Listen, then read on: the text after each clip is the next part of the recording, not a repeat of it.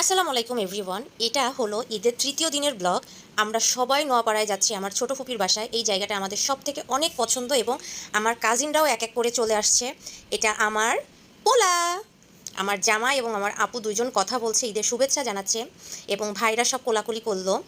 এটা আমার বড় মা খুব আস্তে আস্তে করে উঠে আসছে কারণ তার পায়ে ব্যথা, খুব কষ্ট করে এসেছে। সবাই একসাথে হওয়ার পরে আমাদের খাওয়া দাওয়া শুরু হয়ে গেল। আজকে আমাদের তাজের বউ রান্না করছে, তার রান্না তো অসাধারণ। ছোট্ট মেয়ে কিন্তু এত ভালো রান্না করছে, সবাই দেখেন কি কবজিটা ডুবাই খাচ্ছে আমার কাজিনরা।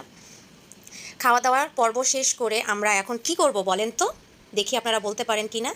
যাই হোক, খাওয়া দাওয়ার পর্ব শেষ করে সালামির পর্বটা শেষ করলাম।